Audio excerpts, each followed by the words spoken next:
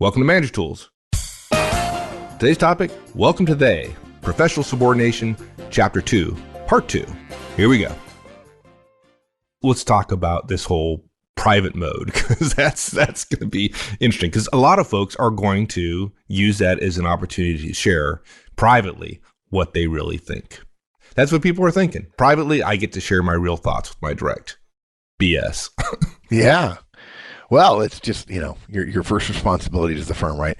The whole idea to support something publicly and then to not support it privately and to think that you're clever or that, well, no, that's okay because the company doesn't really monitor my private conversations, or I'm entitled to have some sort of different relationship with people privately than I would publicly. Oh, that's fine. Look, an ethical manager, folks, doesn't communicate differently in public than he or she does in private. Okay. Think of this thought experiment. You're a manager. Your boss has just told you in a meeting with your peer managers that layoffs are coming. You're told this is confidential information. You're given a sense that most of your team is going to be fine. An hour later, you're in a team meeting and someone blurts out, I heard a rumor that there are going to be layoffs. Is that true?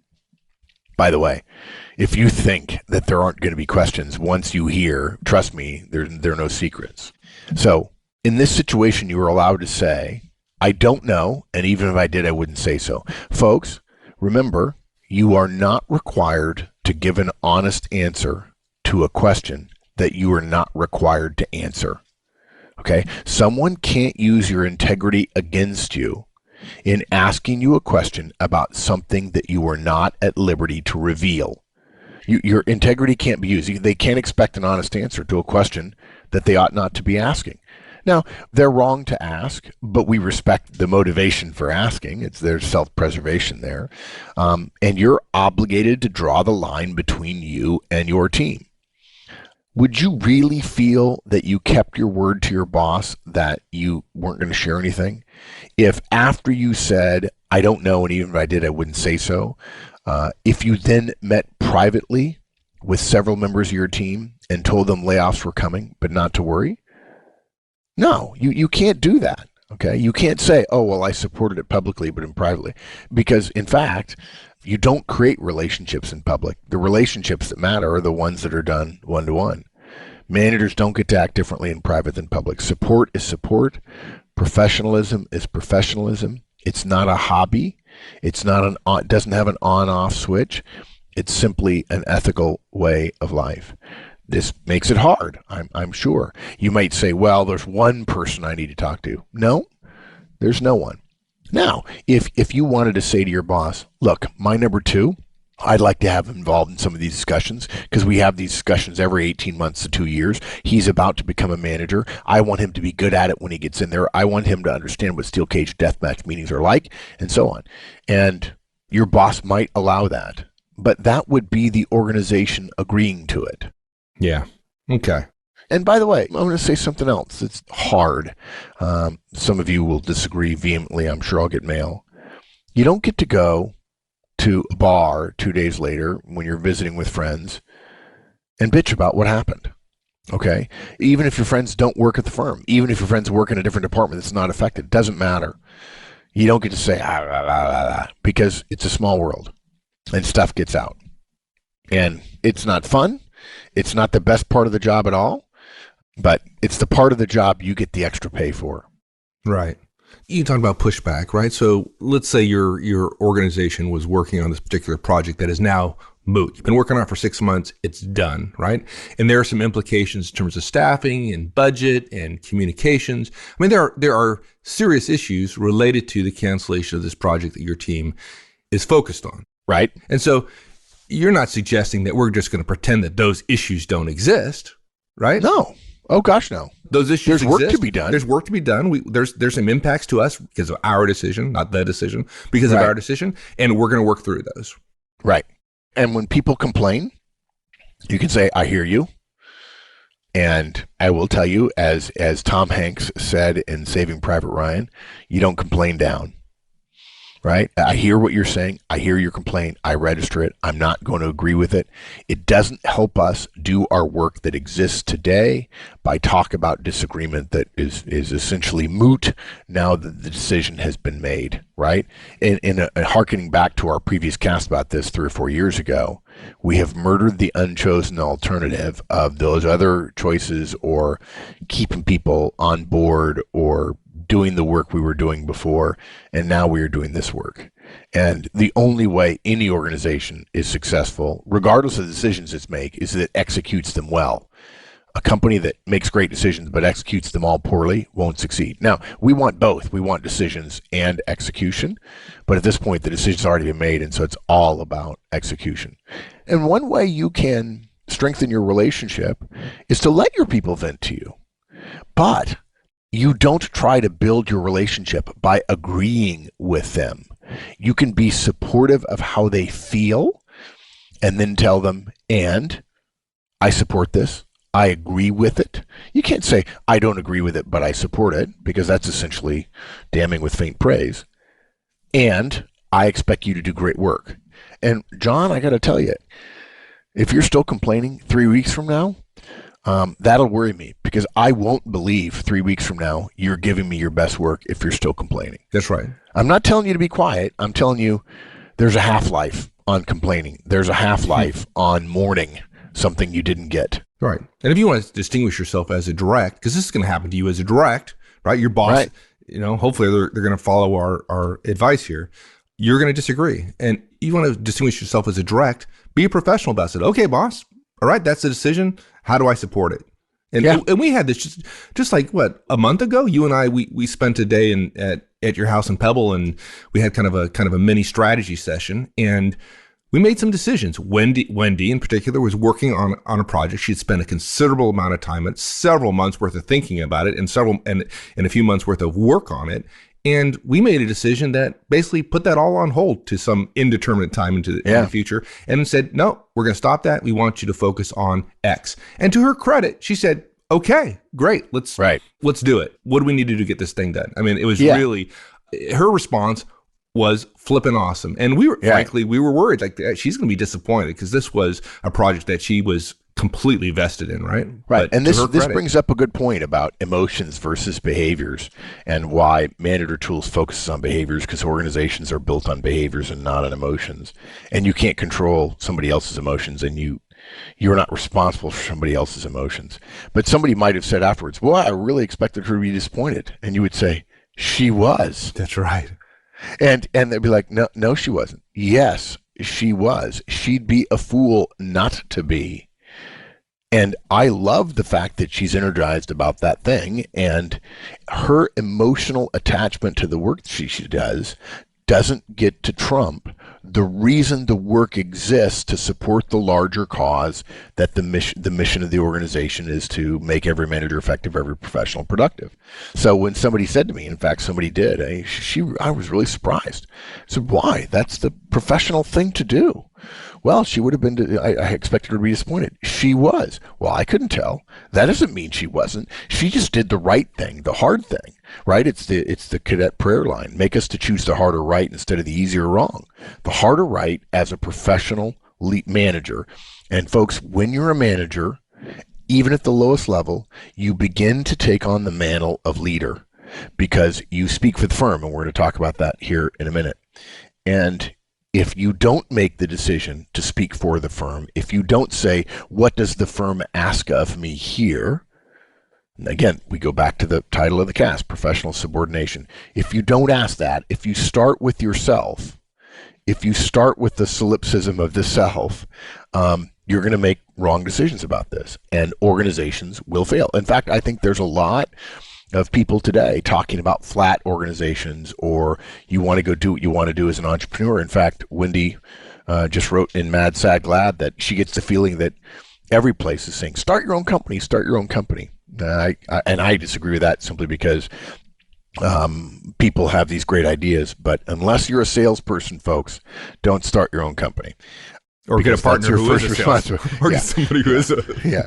But this idea that I have to do my own thing. Look, freedom and equality and diversity are wonderful. And we want you to feel free. For those of you who are free enough to pursue your dreams, good, right? But be careful about following your passion so much so that sometimes we forget that sublimating oneself to the incredible beauty and value of organizational magnification of human potential is such that there are times when you don't always get what you want.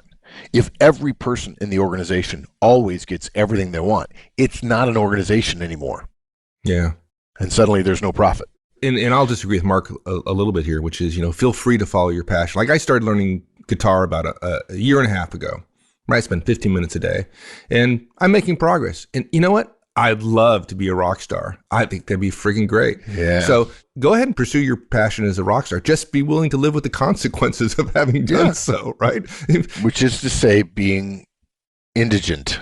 Yeah, exactly. You want to live in a cardboard box on the corner of a busy street, then great. But yeah, don't complain when it doesn't work out. You're not a rock star. You're a box star. Yeah. A box star, box star. Good. All right. Box of rocks. Okay. Yeah, I know. Yeah, good. So we promised specific guidance regarding how to make the decision. And hopefully the underlying thing is, okay, start from where you should be and then work your way to what verbiage will work for you rather than starting with your hurt or disappointment or your frustration and then coming up to some minimal acceptable level. I don't know. I look up at the top of the organization, and if I ever found out the CEO of a 300 million, billion, 4 billion, 20 billion company was trying to meet the minimum acceptable level, I'd say, wow, I need to go find somewhere else to work. And you essentially, to your team, in some ways are even more of the CEO than the CEO is. Well, you are. I mean, you are. Yeah. We've said this several times, right? And today and in other podcasts, you speak for the firm. You are the firm. You're not speaking for yourself. Yeah. I'm not Mike, the manager. I'm Mike, co-founder of Manager Tools when I'm talking to my directs. Yeah. We're going to talk now a little bit about the underpinnings. We've answered the question about what to do. We've given you some examples. We encourage you, by the way, to send us emails and tell us how you would say it or what you agree or disagree with. We're happy to have those discussions. I'm probably not going to debate with you. Okay, we have a point of view, but I'm happy to hear how you've done it and what's worked and what hasn't worked and so on. And if you're going to disagree agreeably, I'd appreciate that. I get plenty of mail and I answer all of it. But now we're going to talk about why this is so. And part of that is the title, You Speak for the Firm and Not for Yourself. If we could figure out a way, and we're leaning in this direction, to have more casts that aren't actionable, this would be one of the casts, the underpinnings of management, the underpinnings of organizational life, the underpinnings of ethics, the underpinnings of professionalism, and so on, the underpinnings of relationships, why we recommend what we recommend. We try to work it into casts, and it's one of the reasons why a lot of people say they're too wordy. That one guy is arrogant, he's too wordy. How could they say that? Yeah, I don't know. Why would they say that about you, Mike? I try to be agreeable, but okay. Anyway, yeah. Look, guys, so you speak for the firm, not for yourself. I want to try to explain this. I came up with a particular wording. I've been dealing with this question for years and years and years, and this is the best. For the next couple of minutes, I'm just going to talk about the underlying theory here, and I think it'll make it easy for many of you to understand why we're asking you to meet a higher standard than perhaps you have before. Look, as a manager, you have role power. If you don't know this, there are 3 powers in your organization: role power, expertise power, and relationship power. There are no wizard powers or witch powers, just those 3: role power, expertise power. The wizard power cast. Excellent. The role power that you have is built into your role by your firm, right? Now, I want you to listen carefully here, okay? The right that you have to communicate with the power of the firm, which is one way to think about your role power. So listen to that again. The right you have to communicate with the power of the firm comes with the responsibility to communicate for the firm. You do not get the right to communicate with the power of the firm. You're fired.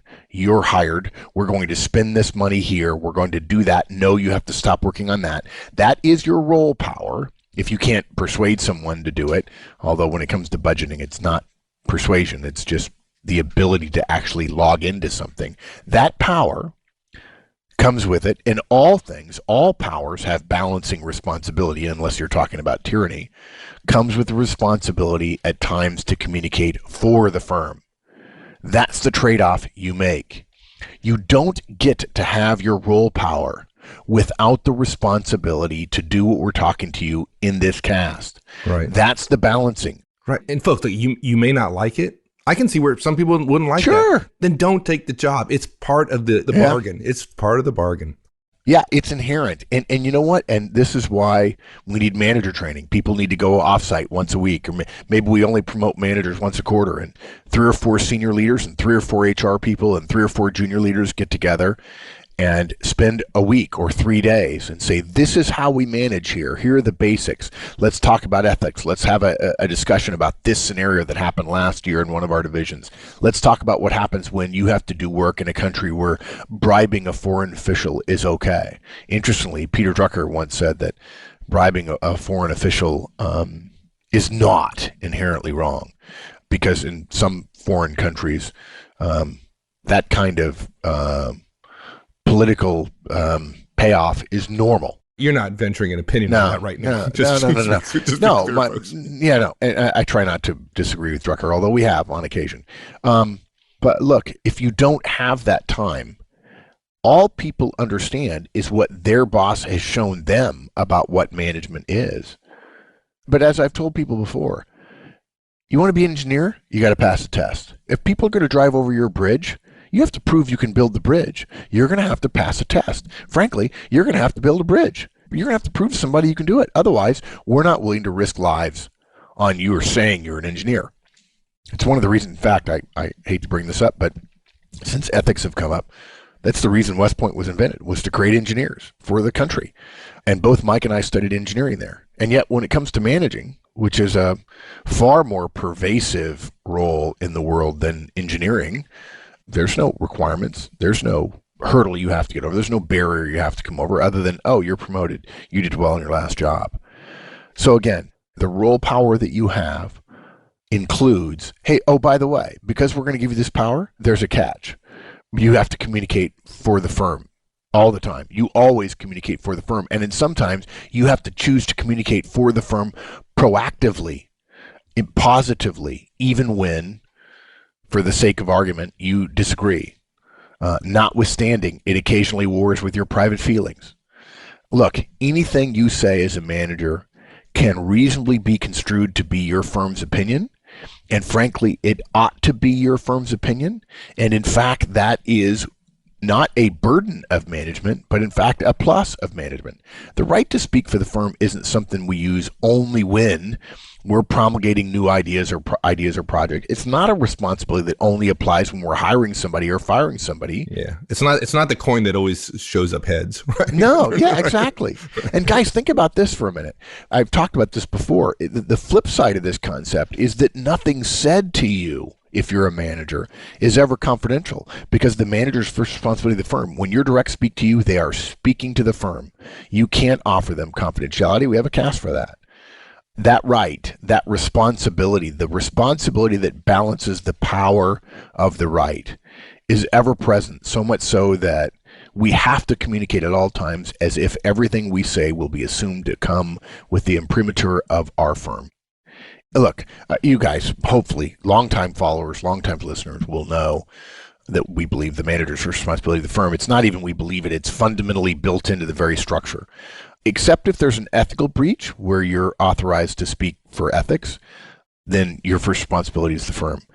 It's before that the responsibility comes before our responsibility to ourselves, and certainly before it comes to our directs. Okay, despite whatever relationship we might have with any or all of our directs, we cannot put that in front of our commitment to the firm. Now, that sounds old-fashioned to a lot of folks, I'm sure. Yeah, it does. And yet it's inherently built into the very structure of vertically organized firms today. And by the way, for those of you who believe there might be a better structure and you don't like what we're telling you and therefore say, oh, so vertical structures are bad because I don't like it, you might be surprised. I've said this before. Many sociologists, in fact, most sociologists will tell you that the greatest achievement of mankind is the creation of large organizations, all of which are vertically structured. And mankind actually has a bias toward vertical structure. If you spend long enough thinking about organizational structure and organizational norms and societal norms, you'll end up in the exact same place. We're just simply trying to save you that time. But look, whether you ruminate on this or not, the obligation exists. Your boss, his boss, the VP, the division president, they expect you to do your job and carry the water to the best of your ability, not to the best of your limited ability only when you agree, not the best of your limited ability that you can tolerate so that you don't hurt anybody's feelings. If you take a different path and your team delivers poor performance on the new path, you're responsible for fomenting that lack of productivity. You have a choice. Sure. Listen, most people listening to this podcast live in a free world, right? You have a choice. You can get a different job. You quit. If it gets so burdensome that you can't follow this, then go get a different job and work for an organization that you can support. Yeah, and we would congratulate you for Absolutely. that you chose that this decision somehow morphed into an ethical decision for you about who you are as a person. There's nothing wrong with saying who I am as a person doesn't fit with this organization's mission or what this organization asks of me to do. That's a respectable decision to take. That's a respectable position to have. It is not, however, an ethical choice to say, I am going to be myself, disagree, openly disagree, and underplay, undercommunicate, undermotivate my team when I disagree. Well, you're stealing. You're taking the money. You're taking the money the company gives you in the form of salary and compensation and not performing your obligations that the contract calls for. And it's a contract. And folks, I've watched VPs watch their own junior managers deliver a message. They watch carefully. Okay? This was in the movie Margin Call, in fact, one of my favorite movies. They know that at their level, at the VP level, SVP level, they're too far removed to directly influence folks. They need you to do your part. Failure for you of you doing so would be an abdication. It would be an admission of you being an individual contributor simply in a job over his or her head, as opposed to being a leader doing the hard work of leading. Yeah. And folks, this is hard work.